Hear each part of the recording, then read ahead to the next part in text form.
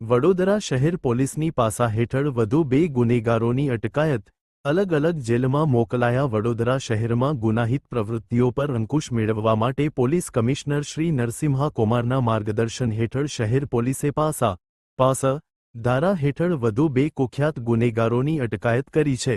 પ્રથમ કેસમાં પ્રોહિબિશનના અનેક ગુનાઓમાં સંડોવાયેલા સન્ની ઉર્ફે બાબલો અજીતભાઈ રાજમલ સામે કાર્યવાહી કરવામાં આવી છે. આરોપી ગેરકાયદેસર વિદેશી દારૂના સંગ્રહ, હેરાફેરી અને વેચાણ જેવી પ્રવૃત્તિઓમાં સંડોવાયેલ હોવાનું સામે આવ્યું હતું. પાસા વોરંટની અમલવારી બાદ તેને ભાવનગર મધ્યસ્થ જેલ ખાતે મોકલી આપવામાં આવ્યો છે. બીજા કેસમાં હત્યાના પ્રયાસ, મારામારી, ધમકી અને જાહેર વ્યવસ્થા ભંગના ગુનાઓમાં સંડોવાયેલા નીતિશ ઉર્ફે બાબા દિનેશ સિંહ સામે પાસા હેઠળ કાર્યવાહી કરવામાં આવી છે. આરોપી અને તેના સાગરીતો દ્વારા શહેરમાં ભયનું વાતાવરણ ઊભું કરવામાં આવતું હોવાનું પોલીસ તપાસમાં બહાર આવ્યું હતું. વારસિયા પોલીસ દ્વારા અટકાયત બાદ તેને અમદાવાદ મધ્યસ્થ જેલમાં મોકલી આપવામાં આવ્યો છે.